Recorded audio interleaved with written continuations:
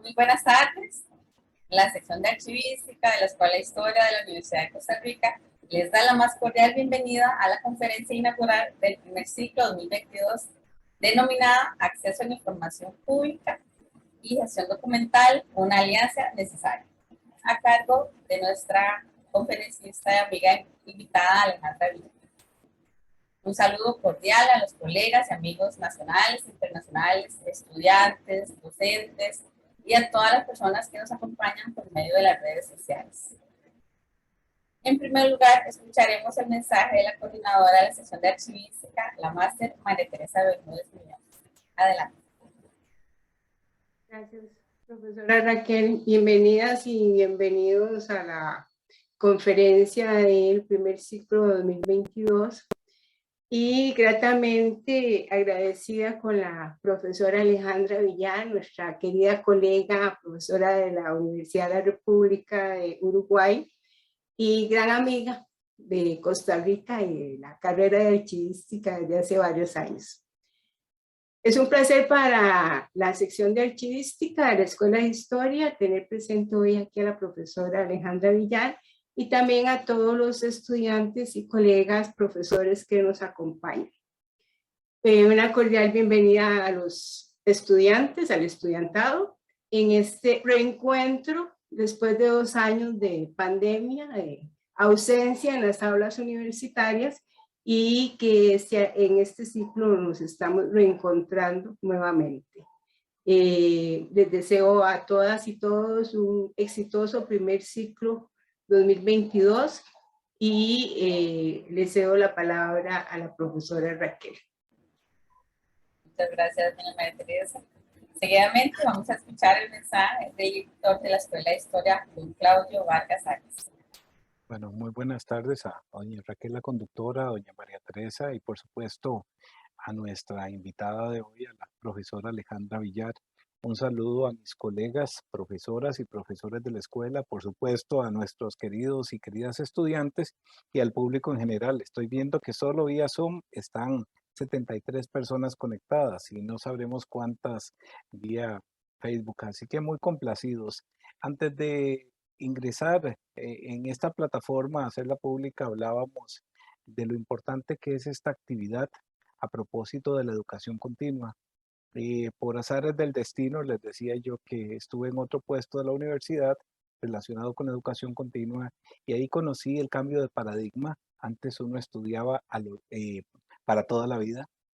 Ese es el machetito, como le decían aquí en Costa Rica, ¿verdad? Hoy se estudia a lo largo de toda la vida. Y precisamente el hecho de que la escuela, de que sea hoy tal vez una especie de accidente, que no todos entiendan por qué la archivística está en la escuela de historia, es porque en el pasado fundamentalmente el trabajo del archivista estaba relacionado con el manejo de documentos en soporte papel. En los últimos años ha habido una revolución tecnológica, ya no interesa tanto el soporte, sino más bien la información. Yo tuve la suerte de estar en los años anteriores, a pesar de ser historiador por mi condición de abogado, dar legislación y bueno, para mí se me abrió un mundo verdadero de conocer el desarrollo tecnológico, todo lo versátil que es la gestión de los documentos, etcétera, la información más bien. Así que bueno, muy complacido de todo esto, muy complacido de tenerlos a ustedes acá. Esta actividad forma parte del programa Archivística Continua, una iniciativa muy, pero muy exitosa dirigida por doña Raquel Umaña y doña María Teresa Bermúdez, que forma parte del departamento, que nosotros decimos departamento porque lo sentimos así, administrativamente es una sección de archivística, pero muy complacidos de estar en esta actividad. Le agradezco a doña Alejandra nuevamente en estar con nosotros en esta actividad y bueno, a todas las personas que nos acompañan. Muy buenas tardes y gracias, Raquel.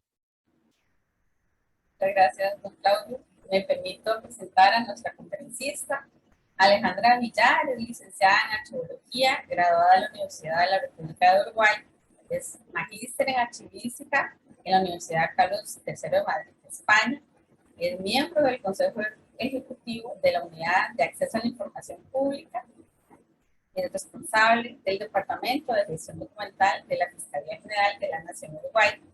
También es profesora agregada efectiva de la licenciatura de Archivología en el Departamento de Información y Sociedad del Instituto de Información de la Facultad de Información y Comunicación de la Universidad de la República. Es representante de Uruguay en el grupo de expertos de la Red Iberoamericana de Enseñanza Archivística Universitaria de la Asociación Latinoamericana de Archivos de ALA. Además, integra el grupo de trabajo sobre acceso a la información y transparencia de la Asociación Latinoamericana de Archivos también de ALA y es co-coordinadora general académica del Diplomado en Archivística, Gestión de Documentos y Administración de Archivos de la Asociación Latinoamericana de Archivos, certificado por la Universidad Autónoma de San Luis de Potosí de México. Muchas gracias, estimada Alejandra, por acompañarnos en esta ocasión y le cedo la palabra. Muchísimas gracias a ustedes, Raquel, María Teresa, por supuesto que a la Universidad de Costa Rica y a la Escuela de Archivística y a su director, don Claudio Vargas, por esta invitación. Es un gusto, primero que nada, trabajar con viejas amigas y colegas y nuevamente estar cerca de la Universidad de Costa Rica, de la que tengo un excelente recuerdo en oportunidad de haber visitado el país y en particular la universidad. Bueno, comenzamos entonces con el tema de hoy. No, vamos a comenzar por el principio, más que nada, es lo importante. El tema que hoy nos convoca es el acceso a la información pública y su vínculo con el derecho de acceso a la información pública. El derecho de acceso a la información pública, mirando un poco los antecedentes históricos, bueno, tiene precisamente como antecedente la Ley de Libertad de Prensa de Suecia del año 1766, en donde quedaron explícitos los principios de libre circulación y de acceso de los documentos oficiales, así como la prohibición de la censura previa. Podemos decir que ese 2 de diciembre de 1766 se publicó entonces la primera ley de libertad de información en el mundo. Posteriormente, en el año 1789, la Asamblea Nacional Constituyente francesa adoptó la Declaración de los Derechos del Hombre y del Ciudadano, que fue ese primer paso para luego escribir la Constitución de la República, en cuyo artículo 10 se señala que nadie tiene que ser incomodado por sus opiniones, inclusive las religiosas, siempre y cuando su manifestación no perturbe el orden público establecido por esa ley, ¿no? El concepto de derecho a la información también está presente en la Declaración de los Derechos Humanos, que en el artículo 19 expresa que todo individuo tiene el derecho a la libertad de opinión y de expresión. Es un derecho que incluye el de no ser molestado a causa de sus opiniones, el de investigar, recibir información y opinión, el de difundirla, sin limitación de fronteras por cualquier tipo de medio de expresión. En América Latina lo encontramos en la Convención Americana sobre Derechos Humanos, que conocemos habitualmente como el Pacto de San José de Costa Rica, en donde se consagra la libertad de buscar, de recibir, de difundir información e ideas de todo tipo, ¿verdad? Sin consideración de fronteras, ya sea de manera oral, por escrito, en forma impresa, en forma artística, o por cualquier otro procedimiento. Eso lo vamos a encontrar en el artículo 13, que es el de libertad de pensamiento y de expresión. Una forma moderna de ese tradicional derecho a la información corresponde al concepto de acceso, pero a la información pública, ¿verdad? En el cual lo importante es acortar las distancias que hay entre las personas y el Estado, y en donde el concepto de información pública y transferencia van a tener una relevancia destacada, van a tener un rol diferente. Uno de los avances que ha sido más importante en materia de derecho de acceso a la información en poder del Estado se dio a través de la emisión de la sentencia de la Corte Interamericana de Derechos Humanos en el caso de Claude Reyes contra Chile, Claude Reyes y otros contra Chile, que consiste en que por primera vez un tribunal internacional reconoce el carácter fundamental de ese derecho en su doble vertiente, como derecho individual de toda persona, como el derecho que tenemos todas las personas, descrito en la palabra buscar, y como obligación del Estado de garantizar el derecho a recibir la información que se ha solicitado.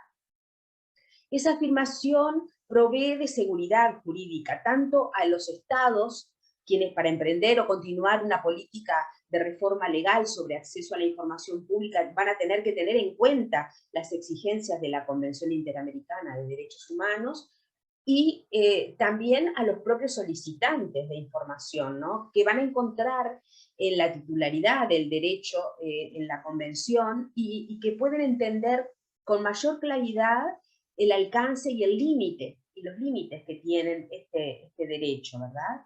También importa a los actores internacionales en la materia, ¿no? Que van a encontrar en este caso en particular un sustento jurisprudencial internacional para la mejor protección del derecho de acceso. También en América podemos ver otro ejemplo en la Ley Modelo de Acceso a la Información Administrativa, que se aprobó en el año 2010 por la OEA, ¿verdad? A través del Departamento de Cooperación Jurídica de la Secretaría de Asuntos Jurídicos de la OEA. Esta ley modelo ya tiene una versión 2.0 que se aprobó recientemente en el año 2020. Bueno, allí el concepto de derecho de acceso a la información está ampliamente desarrollado, está muy claro, y nos dice en realidad que toda persona tiene derecho a solicitar y a recibir información completa, veraz, adecuada, oportuna. Miren estas características, porque luego lo vamos a relacionar con la gestión de documentos, ¿verdad?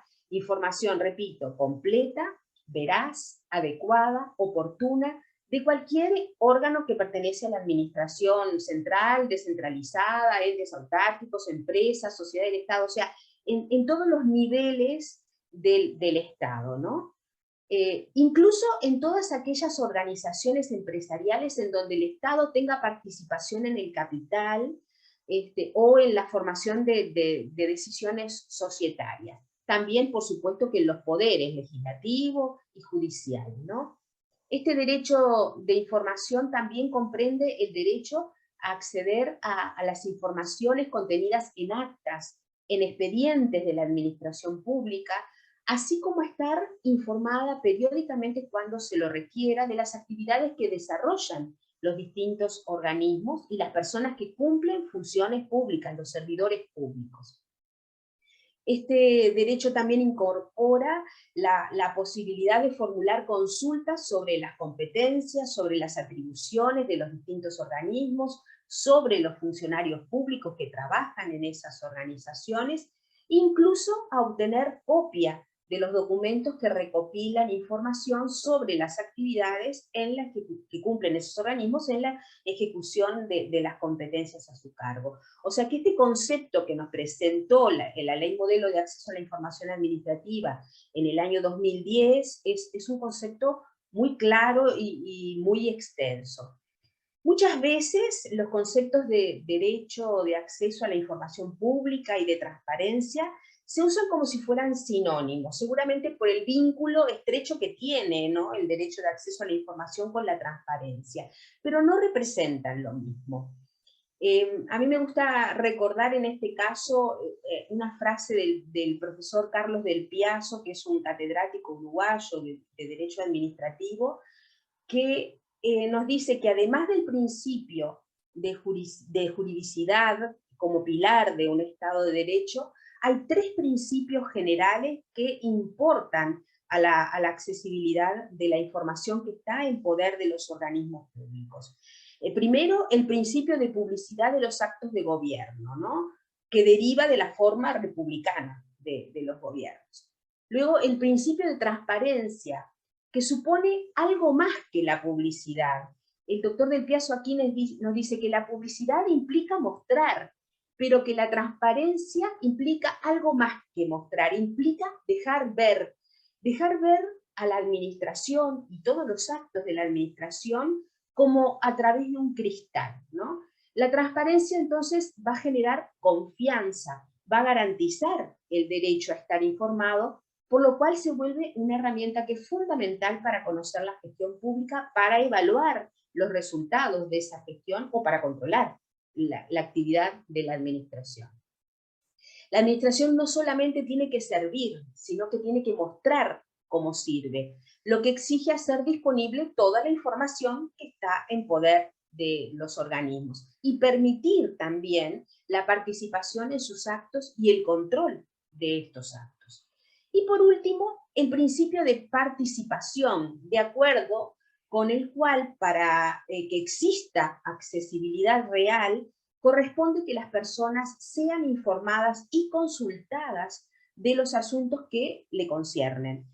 Quien participa en los asuntos públicos debe necesariamente estar previamente informado sobre esos asuntos.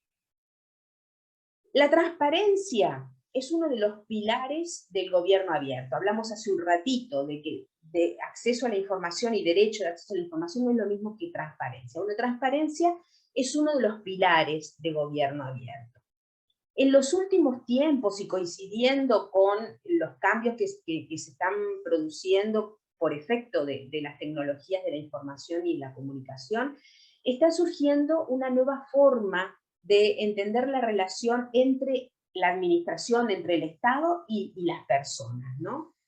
Y como nos indica precisamente la Carta Iberoamericana de Gobierno Abierto, ese concepto de gobierno abierto supone la transición institucional sin precedentes en la búsqueda de nuevos modelos de gobernanza, que están fundados en algunas características como la recuperación de la confianza, la legitimidad de la acción pública. Se busca contar con la ciudadanía como centro, como protagonista del propio desarrollo del Estado, ¿verdad? Y está fundado en los pilares de transparencia, acceso a la información, rendición de cuentas públicas, ¿no? De participación ciudadana y de colaboración para la innovación. Al mirar el contexto iberoamericano en los últimos años, uno puede reconocer que ha habido avances en materias como el fortalecimiento de normativas sobre derecho de acceso a la información pública. Si uno analiza en Latinoamérica nada más, encuentra buena cantidad de los países latinoamericanos con leyes de acceso a la información pública. También hay mecanismos que han mejorado los estándares de integridad y gestionar de manera más efectiva los recursos públicos. Entonces, para la Carta Iberoamericana de Gobierno Abierto, se entiende gobierno abierto como ese conjunto de mecanismos y de estrategias que van a contribuir a una mejor gobernanza de la cosa pública, ¿verdad? Al buen gobierno. Y está basado en esos pilares que mencionábamos anteriormente: transparencia, participación ciudadana, rendición de cuentas, colaboración e innovación. Los 4 pilares, entonces, rendición de cuentas, en el sentido amplio, ¿verdad? Este pilar se basa en las normas, procedimientos, en los mecanismos institucionales como deber legal y como deber ético que obligan a las autoridades del gobierno a fundamentar todas sus acciones, a asumir la responsabilidad sobre las decisiones que toman, a responder oportunamente y a informar por el manejo de los fondos públicos, ¿verdad? O los bienes o los recursos que les fueron asignados, ¿no? La participación ciudadana como ese proceso de construcción social de políticas públicas que da respuesta o amplía derechos fundamentales, reforzando una posición activa de la ciudadanía en la gestión de los asuntos públicos. Esto está en concordancia también con otra carta iberoamericana, como es la Carta de Participación Ciudadana en la Gestión Pública, y es un pilar que debe permitir no solo la construcción social de políticas públicas, o sea, la ciudadanía como uno de los actores en la construcción de esas políticas públicas, sino también el aumento de capacidades ciudadanas para hacer seguimiento y hacer control de lo que se está haciendo a nivel público. El otro pilar es la colaboración e innovación pública y ciudadana, ¿verdad? Se entiende como esa generación de espacios de encuentro, de espacios de diálogo, de trabajo, que favorezcan la co-creación de iniciativas, la coproducción de nuevos servicios públicos. Supone, por un lado, promover nuevos enfoques, ¿no? Nuevas metodologías, prácticas para potenciar y para favorecer la innovación dentro del Estado, ¿no? Y también favorecer la colaboración con otros actores de la sociedad, con el sector privado, con organizaciones del tercer sector. Y nos interesa en particular, a los efectos de este tema del que estamos conversando hoy, el concepto que maneja esta carta con referencia a la transparencia y acceso a la información pública, ¿verdad? Implica dos ámbitos cruciales. El derecho de acceso a la información que está en poder de las instituciones públicas y que pueden solicitar las personas, no solamente los ciudadanos, cualquier persona, aunque no sea ciudadano de ese país, ¿verdad? Y también la obligación de los gobiernos de poner a disposición de la ciudadanía de forma proactiva toda la información que da cuenta de las actividades, del uso de recursos, de los resultados obtenidos con el uso de esos recursos, con base en los principios de publicidad activa, tales como la relevancia, la exigibilidad, la accesibilidad, la oportunidad, la veracidad, la sencillez y la máxima divulgación. Tenemos tres tipos de transparencia, o podemos encontrar tres tipos de transparencia. Por un lado, la transparencia pasiva, ¿no? Entendida como ese conjunto de mecanismos legales y administrativos que va a garantizar a las personas ejercer su derecho de acceder a la información pública en formato abierto, estableciendo una obligación legal de los organismos públicos de responder a las solicitudes de información, atendiendo el interés de las personas que vienen a pedir esa información, y que tiene como límites aquellos que están debidamente explícitos en la norma. Nosotros decimos continuamente desde la Unidad de Acceso a la Información Pública en Uruguay, pero en todos lados es lo mismo, o sea, la regla es la publicidad, la excepción es la restricción del acceso, ¿verdad? La transparencia activa, el otro tipo de transparencia del cual podemos hablar, que es la obligación legal y la estrategia de publicación de información en formato abierto, que está en poder de las instituciones, información que tiene que ser suficiente, información que tiene que ser relevante, que tiene que estar actualizada. Miren todos los vínculos que vamos a tener luego con la gestión de documentos, ¿no, verdad?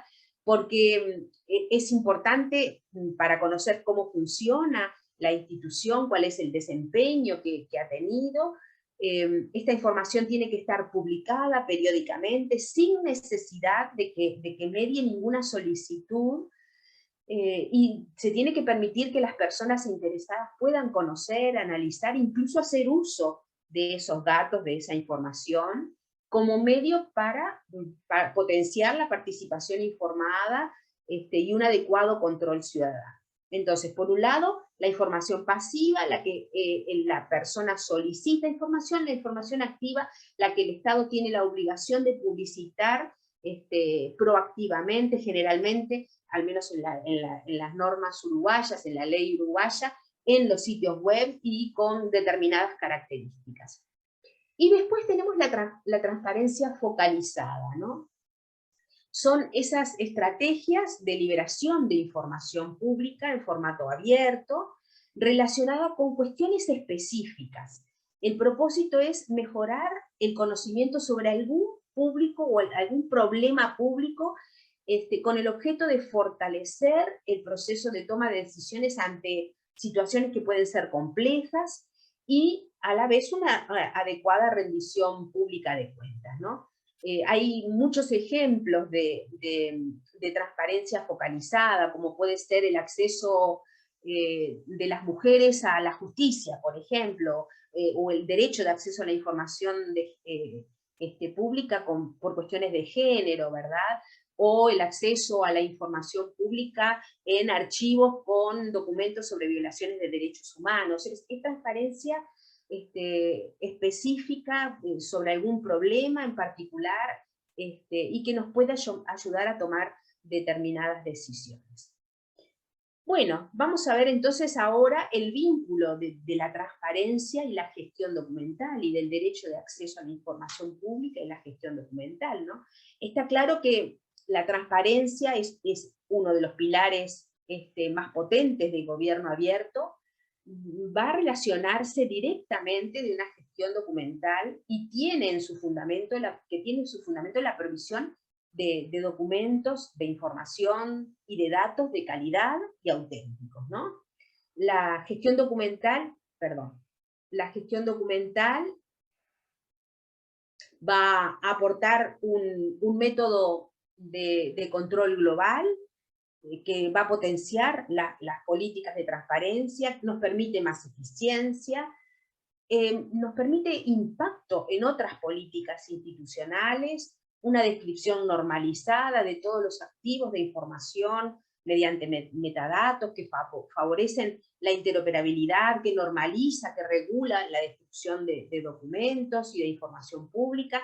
Es un factor de innovación e indudablemente es un eje fundamental en la lucha contra la corrupción, aportando confianza a las organizaciones y a las personas. Todo eso lo podemos obtener de la gestión documental. La meta va a ser incrementar la calidad de los sistemas democráticos, mejorando la confianza de los ciudadanos y al mismo tiempo la eficiencia y la eficacia del accionar de gobierno, ¿no? Entonces, un cambio cultural que pretende hacer de la administración pública una administración receptiva, una administración de relaciones ligada a los principios de transparencia, de apertura, de participación activa y de colaboración, necesita de buenos sistemas de gestión de documentos. Entonces, 3 son los ejes estratégicos. Primero, una mejora en la prestación de los servicios, ¿no? de extensión de los procesos democráticos, la dinamización de los procesos de gobernanza y la interacción con los ciudadanos y con agentes sociales. Entonces, para el cumplimiento de esas obligaciones de transparencia, necesitamos cambiar, pero sustantivamente, la manera en cómo gestionamos, almacenamos y recuperamos la información para contribuir a la transparencia pública. Acceder a la información en el concepto de gobierno abierto es participar, es colaborar en la toma de decisiones documentadas de los ejecutivos que van a apoyar y sustentar el trabajo del sector público. Entonces, es necesario que las leyes de acceso a la información pública, las leyes de transparencia, contemplen la gestión de documentos como una medida de transparencia, y a la inversa, ¿no? Que las leyes de archivos o de sistemas nacionales de archivos se adapten también al nuevo marco legal sobre la transparencia, coordinando y vinculando ambos sistemas. Es un poco hacia ahí, lo vamos a ver más adelante, a donde ha ido la OEA con estos estándares, con estas leyes modelo de acceso a la información, la 2.0, que tiene en sus anexos la Ley Interamericana de Gestión Documental. O sea, ese es un poco, es la premisa y es lo que la OEA ha plasmado en esta propuesta.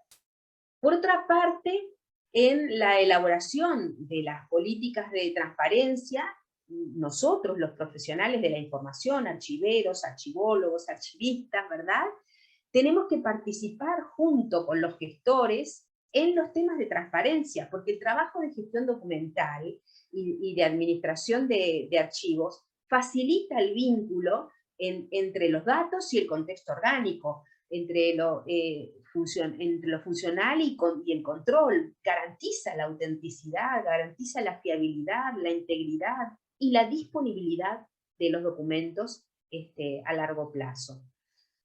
En este punto, el reto que tenemos nosotros como profesionales de la información es, bueno, documentar la actividad de los gobiernos, ¿verdad? Como apoyo a la rendición de cuentas, como apoyo al combate a la corrupción, colaborando en la construcción de la memoria de las sociedades para el presente, pero también para el futuro. Como dijimos antes, la gestión de documentos y la administración de los archivos en los organismos de la administración pública son elementos que tienen un fuerte impacto en la efectiva implementación de la Ley de Acceso a la Información y a la Transparencia de los países.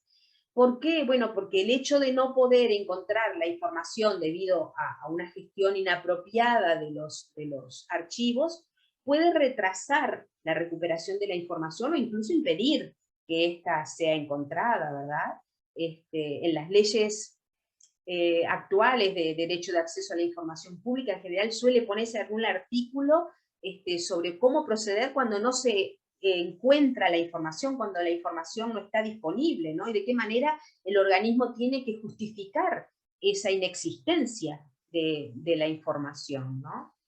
Incluso en algunos casos se considera, bueno, una falta grave del servidor público. Entonces, es necesario asegurarse que la política de gestión documental y de archivos esté en sintonía, en coordinación con las políticas de acceso a la información pública, de transparencia, de gobierno abierto y también de datos abiertos.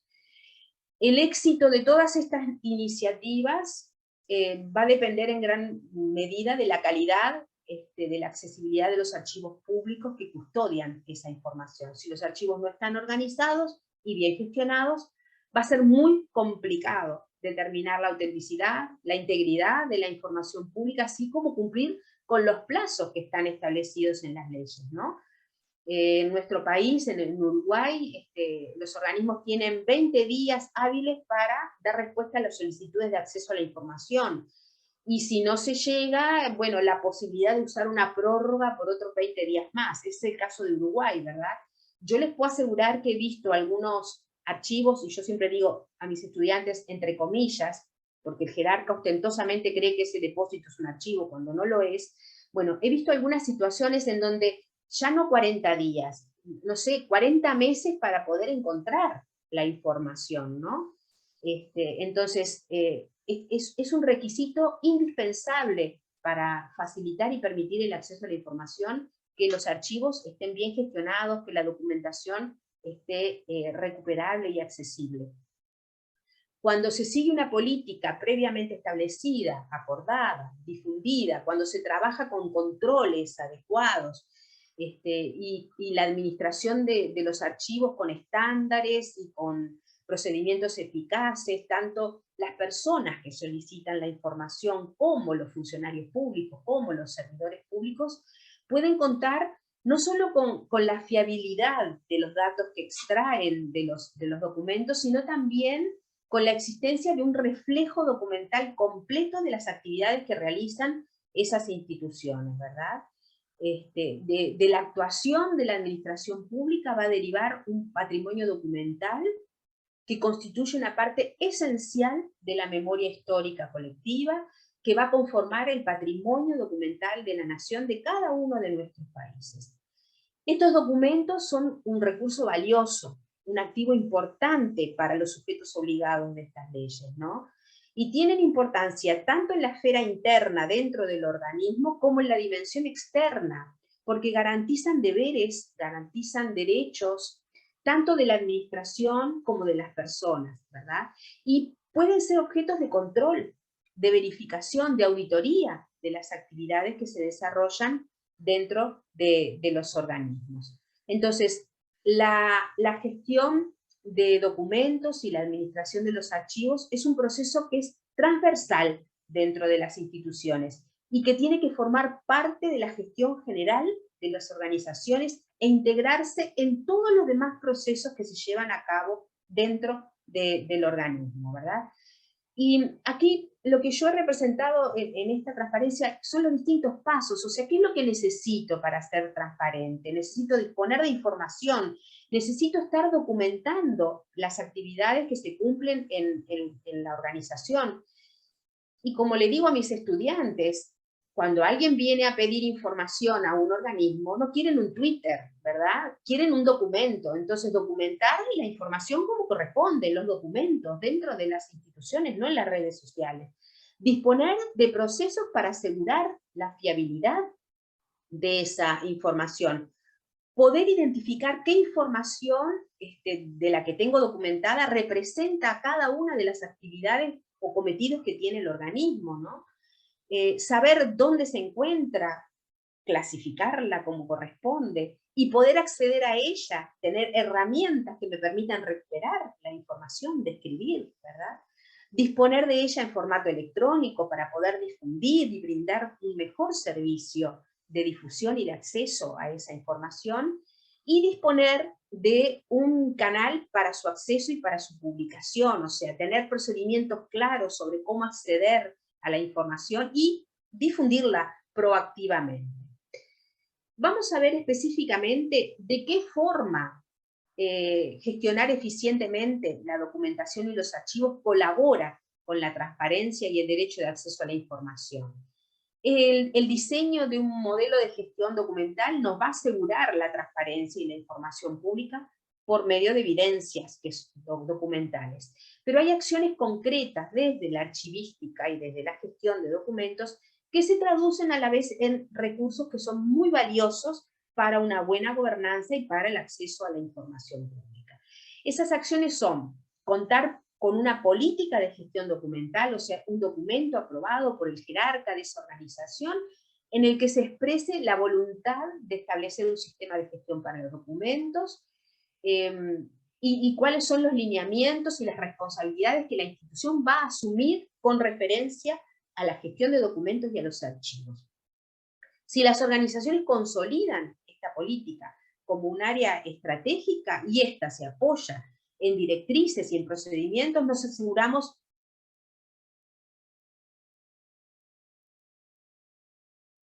un cumplimiento muy eficiente, alineada con otros objetivos estratégicos dentro de la institución, como por ejemplo el de transparencia, el de acceso a la información pública, el de rendición de cuentas, porque los documentos son la base y el soporte de los principios de transparencia y de participación ciudadana y colaboración.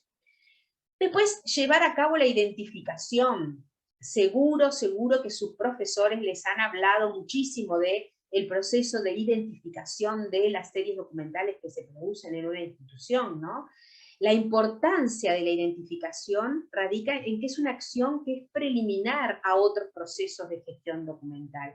Implica conocer las funciones que están asociadas a esa institución que produce los documentos, las características de los documentos que resultan del desempeño de esas funciones, identificar en toda su estructura, la estructura, o en toda su extensión más bien, la estructura organizativa que tiene esa institución, la importancia jerárquica de cada uno de esos sectores de la estructura organizativa, y con ese conocimiento exhaustivo, además de comprender y de poder dominar todo el flujo de documentos, se pueden detectar cuáles son los puntos de mejora de la gestión y ejercer controles sobre los procedimientos.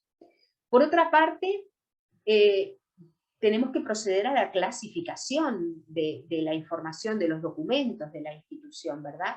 Es una actividad de tipo intelectual que va a sentar las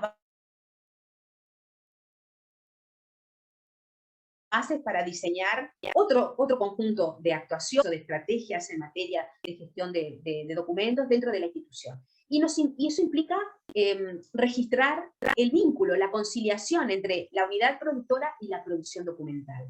Y el aporte para el acceso a la información y para la transparencia se basa en que va a permitir planificar la guarda de los documentos, colaborar con la recuperación de la información, contribuir con los plazos de conservación de los documentos y con la metodología de acceso a la información pública.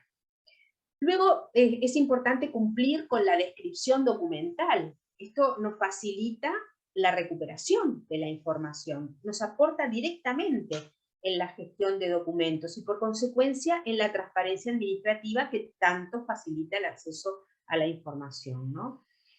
Si genero instrumentos descriptivos que facilitan no solo la ubicación y recuperación de la información, sino que además brindan información sobre el contexto en el que ese documento se creó, sobre el contenido, sobre la organización misma, todo eso coadyuva y aporta a la transparencia y al derecho de acceso a la información.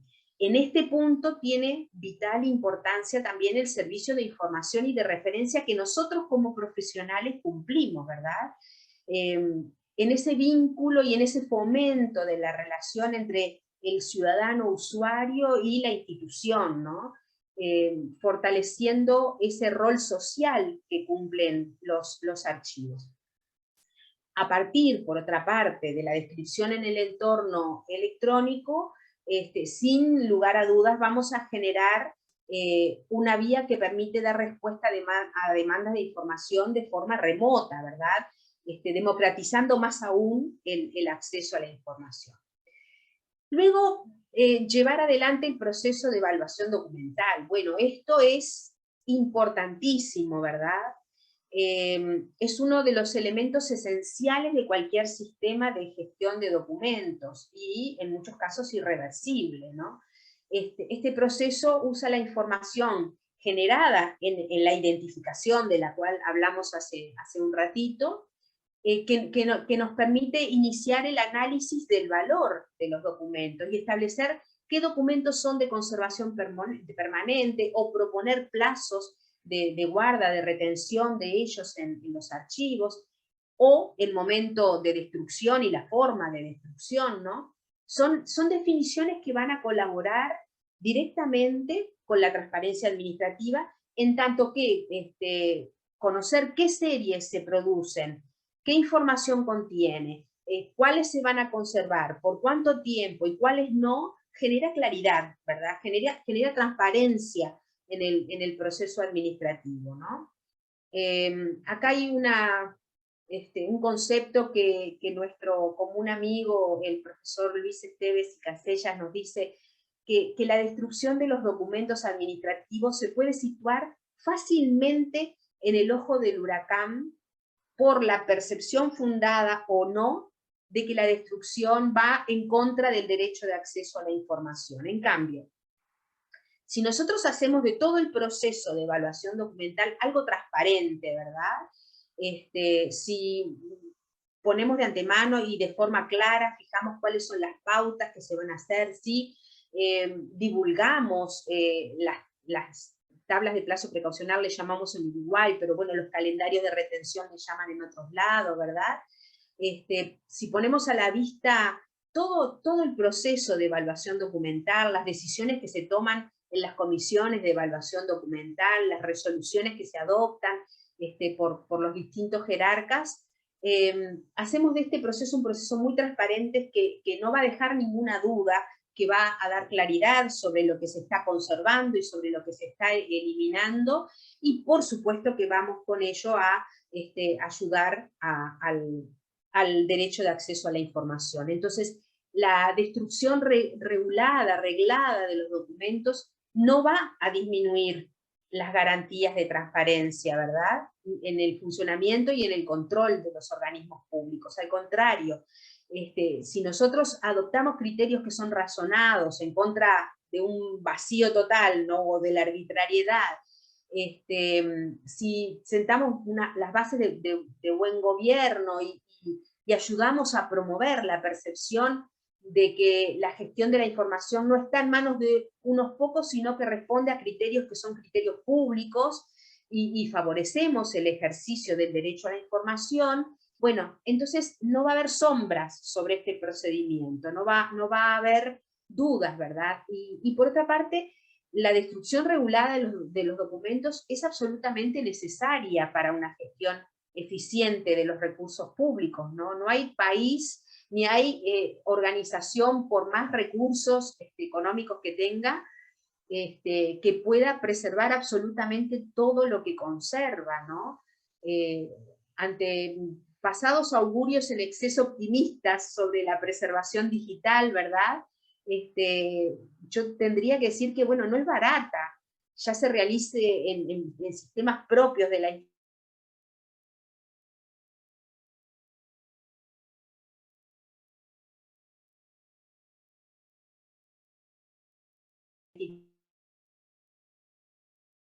es necesario hacerla, pero tiene que ser una destrucción regulada, que no tiene por qué suponer la pérdida de información, sino que precisamente lo que vamos a hacer es conservar aquello que es sustantivo y que es valioso para la institución. Después, como último punto, tomar acciones de conservación y de gestión de riesgos implica tener un plan integral para prevenir todo tipo de riesgos. También es, por lo tanto, parte de la estrategia global que se tiene que hacer en la institución en materia de gestión documental. Este proceso lo que nos va a permitir es prevenir y reducir el deterioro de los documentos, la pérdida de información, prever la desaparición de documentos esenciales o documentos que son probatorios de derechos de la institución o de las personas. A nivel internacional tenemos algunos ejemplos, seguro que ustedes ya lo conocen, al menos el modelo de gestión documental de la Red de Transparencia y Acceso a la Información. Bueno, esta red promovió y promueve actividades de cooperación entre los distintos países a través de 5 grupos de trabajo temáticos, y archivos, capacitación y difusión, indicadores, jurisprudencia y criterios administrativos y transparencia proactiva y datos abiertos. En particular, en el año 2014 la red llevó adelante el proyecto de archivos, le llamábamos en ese momento, que tuvo como resultado el modelo regional de gestión documental y archivos, ¿verdad? De la Red de Transparencia y Acceso a la Información. Este modelo, está diseñado para que cada uno de los bloques pueda ser abordado de forma independiente, según las necesidades, según las prioridades que cada organización que lo vaya a implementar tenga, ¿no? Se concibió como un modelo modular, gradual, flexible. La premisa era que se tenía que adaptar a todas las realidades de gestión de documentos y de archivos de los países miembros de la red. Se articula a través de una serie de compromisos que están agrupados en torno a líneas de actuación temáticas. Cada línea de actuación tiene distintos niveles de mejora, desde el básico hasta el avanzado, pasando por el intermedio, para la consecución de esos objetivos y esos compromisos que se van marcando, ¿no? Hay muchísima información y está todos los documentos de este modelo de gestión documental, obviamente de forma libre y de acceso libre en la página de la red. Y lo otro que les quería mencionar es otro proyecto, que es el de las guías técnico-metodológicas de gestión documental y de administración de archivos, que fue un proyecto de la Unidad de Acceso a la Información Pública de Uruguay, vinculado directamente al modelo de gestión documental de la RTA. Cuando nos reunimos en Brasilia por última vez para dar por culminado el proyecto de trabajo del modelo de gestión documental de la RTA en el año 2014, todos los representantes de los países que formamos parte del proyecto, el proyecto trabajaban las unidades de acceso a la información pública, los órganos garantes de cada uno de los países, y los archivos generales de la nación. Entonces íbamos como en duplas, ¿verdad?, a trabajar en este proyecto. Bueno, en la Declaración de Brasilia en el año 2014, los países que lo integramos acordamos y nos comprometimos a mantener y a reafirmar el fortalecimiento de ese proyecto, ¿no? Entendimos que representa una contribución a las comunidades de acceso a la información, y sobre todo nos comprometimos a iniciar mecanismos que permitieran la implementación del modelo, que es muy amplio, muy general, a cada uno de nuestros países, ¿verdad? Como forma de potenciar el desarrollo de las distintas actividades que se efectúan en la red dentro de cada uno de nuestros países. El modelo de gestión de documentos sirvió como un lugar común para elaborar los contenidos de la propuesta de ley Modelo Interamericana de Gestión Documental, que hoy está formando parte de la ley Modelo 2.0. La ley Modelo Interamericana de Gestión Documental, anexo a la ley Modelo 2.0 de la OEA, que fue aprobada en el año 2020, tiene 8 capítulos, de los cuales 4 se incorporaron en las guías técnicas de Uruguay. Los capítulos que incorporamos fue precisamente identificación, clasificación y descripción de documentos, evaluación, transferencia y eliminación de documentos, conservación y gestión de contingencias, la difusión de y servicios de atención a usuarios. La incorporación del 50% de los contenidos de la guía de aplicación de la Ley Modelo Interamericana a las guías de Uruguay es un ejemplo tácito y claro, evidente, de que es posible llevar determinada normativa a la normativa nacional, a nuestros países, la propuesta general panamericana de gestión documental que propuso el modelo de gestión documental. Yo voy a citar las palabras del consultor de Eurosocial. El proyecto nuestro de la Unidad de Acceso a la Información Pública se desarrolló con la colaboración de Eurosocial en la persona de Ricard Pérez, que fue también uno de los redactores del modelo de gestión documental de la RTA. Trabajamos varios meses en conjunto con Ricard, y él decía que, bueno, que el proyecto de aplicación del modelo de gestión documental a Uruguay se puede considerar como un caso de éxito y un caso que es perfectamente replicable en todos los países de Latinoamérica, ¿no? Entonces, es claro que cada vez más tenemos una demanda de información mayor y más exigente. Es claro que la tecnología cambia sustantivamente las formas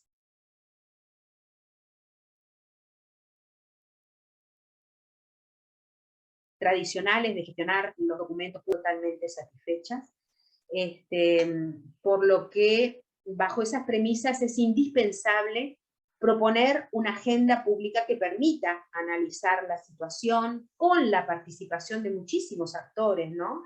De la sociedad civil, de la academia, de distintos colectivos, ¿verdad?